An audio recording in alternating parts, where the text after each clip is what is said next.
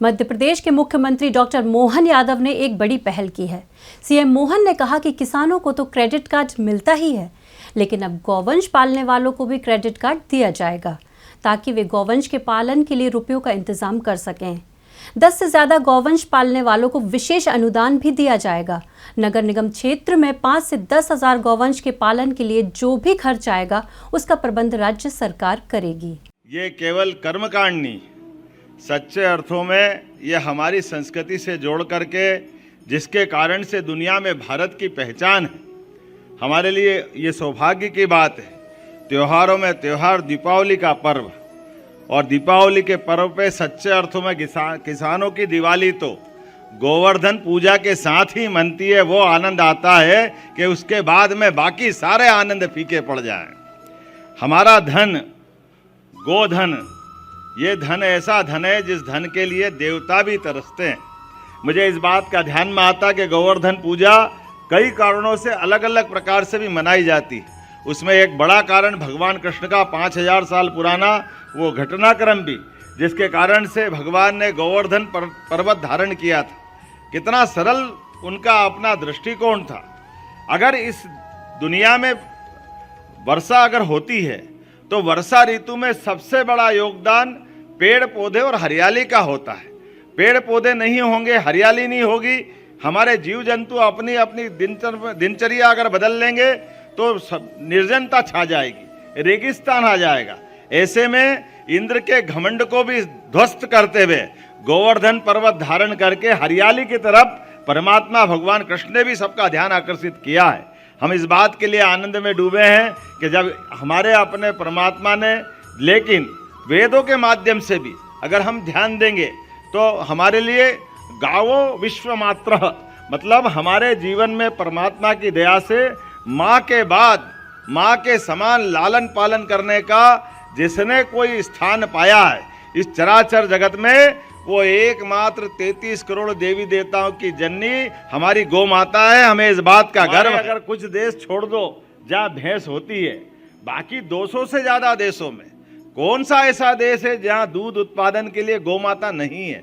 इसलिए मैंने जो कहा है, जो वेद वाक्य वो ध्रुव वाक्य, सत्य वाक्य, कि गाय माता के बिना इस मानवता की कल्पना करना भी मुश्किल है। गाय माता का स्वरूप अलग अलग हो सकता है, वो अपने इस रूप को जिस रूप में जैसे वातावरण में रहती वैसे धारण कर लेती, लेकिन ये बात गारंटी से कह सकते हैं गौ माता भले ही अमेरिका में हो, इंग्लैंड में हो, कहीं भी हो, लेकिन हमारी देसी नस्ल की जो गौ माताएं भारत और भारत के आसपास के देशों के अंदर है, वो सबसे श्रेष्ठ है। इस बात की गारंटी पक्की, इसमें कोई अंतर नहीं हो सकता। और गौ माता के, हमारे गोधन के वंश के भी कैसे कैसे तरीके हैं। अगर दूध अच्छा लेना हो तो साहिवाल और गिर माता आपके यहाँ दूध का भंडार भर देती, और नाजुक ऐसी कि दूध से भरे आंचल में कोई जमीन पे बैठने में छोटा सा कंकर भी लग जाए तो उसके उस कंकर से भी उसकी दूध में थन में छेद हो जाता है। इतना महीन उनका अपना चमड़ी का उनका अपना आनंद है।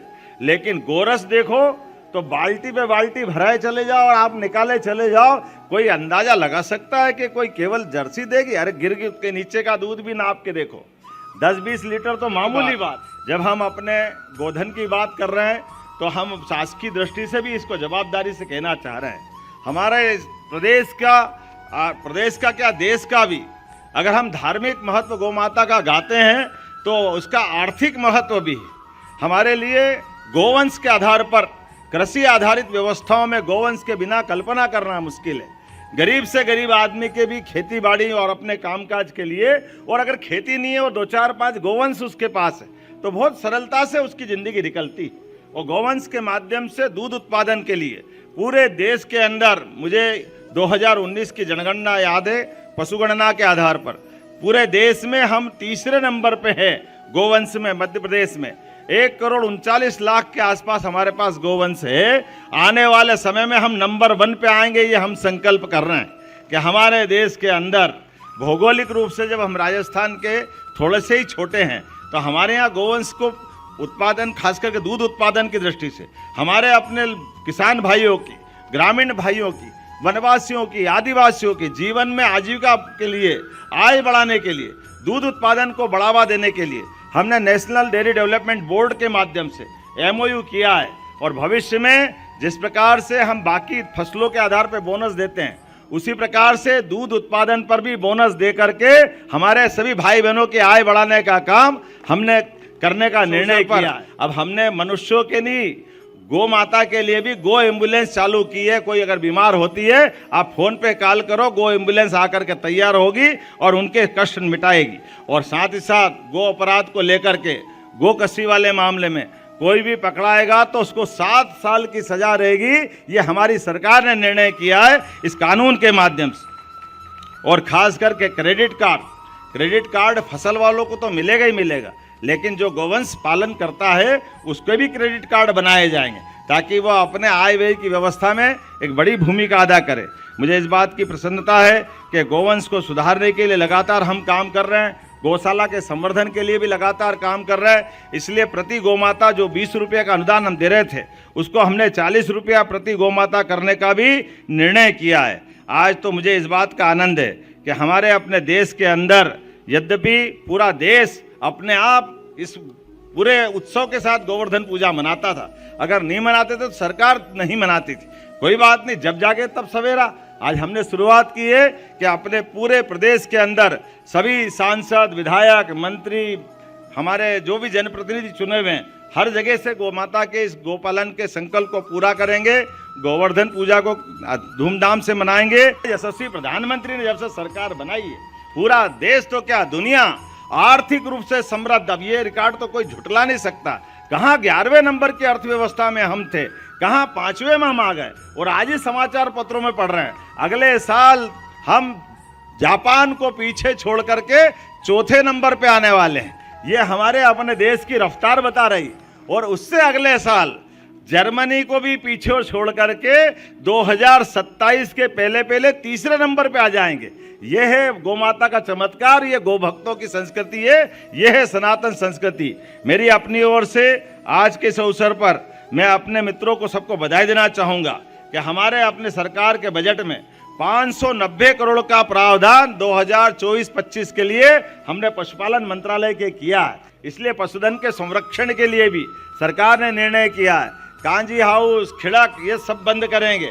हमारे नगर निगम के नगरीय निकाय के आधार पर हमारे अपने पशुधन को कोई जेल करेगा। कांजी हाउस तो मतलब जेल हो गया, खिड़क तो मतलब जेल हो गई। अरे भाई, ये बात सत्य है। गोवंश अगर वृद्ध हो गया, गोमाता बूढ़ी हो गई, अपाहिज हो गई, कोई कारण से घर में रखने की व्यवस्था नहीं है, दूध मिलता नहीं है, तो ऐसे वंश को रखने के लिए तो सरकार क्या होती है, सरकार इस सब बातों में तो मदद करती है। तो हमने निर्णय किया कि सभी बड़ी बड़ी नगर निगम में 5,000 से लेकर 10,000 तक गोवंश को रखने की व्यवस्था सरकार करेगी। हमारी अपनी गौशालाओं को चलाने की जवाबदारी हमने हमारे नगरीय निकायों को दी है। और धीरे धीरे करके लगातार पूरे प्रदेश के अंदर, और जो गोधन दूध देता है जिससे 2 बूंद घर पे मदद मिलती है, ऐसे गोधन को लोग घर घर पाले। इसलिए हमारी सरकार योजना बना रही है कि 10 से ज़्यादा गाय माता जो पालेगा उसको विशेष अनुदान दे करके हम अपने गोपालन के इस भाव को बढ़ाएंगे। जरूर बताना चाहूँगा, आने वाले समय में हमारे अपने विभिन्न प्रकार के दुग्ध संघ के माध्यम से अलग अलग प्रकार से क्रमशः अभी 11,000 गाँवों में दुग्ध सहकारी समिति बना करके दूध उत्पादन को बढ़ावा देने का हमने निर्णय किया है। इसलिए अमूल डेयरी के संचालकों के अनुभव के आधार पर नेशनल डेयरी डेवलपमेंट बोर्ड को जोड़ करके हमने उच्च स्तर पर मीटिंग भी की है। गुजरात के साथ हमने इस संबंध में संपर्क बढ़ाए हैं और आने वाले समय में 51,000 गाँव तक, अर्थात प्रत्येक गाँव तक हमारी दूध उत्पादन क्षमता जो 9% है देश के अंदर योगदान देने में, इसको 20% तक करने का हमारा संकल्प है। गोपाल कृष्ण के आशीर्वाद से, आप सबके स्नेह प्रेम के कारण से निश्चित रूप से हम सफल होंगे। और एक और जानकारी देना चाहूँगा, हमारा 1 नवंबर का स्थापना दिवस था, अर्थात हमारा दीपोत्सव 5 दिन का और राज्य उत्सव 4 दिन का, ये लगातार 29 तारीख से चल रहा था, जब रन फॉर यूनिटी के माध्यम से सरदार वल्लभ भाई पटेल को हमने स्मरण किया था। और सरदार वल्लभ भाई वो व्यक्तित्व है जिनने आज़ादी के बाद सभी रियासतों को मिलाने का काम किया, उसके पहले अंग्रेजों के खिलाफ सशक्त आंदोलन चलाने का काम किया, और एक महत्वपूर्ण काम जो पूरे देश के लिए ध्यान देने की जरूरत है, ये जो अमूल का सहकारिता का एक तरह से दूध का पूरा आंदोलन, इसको खड़ा करने में अगर किसी का योगदान था तो वो सरदार वल्लभ भाई पटेल का बड़ा योगदान था, जिसके कारण से दुनिया इस अमूल के सहकारी संघ के एक नए चमत्कार को देख सकी।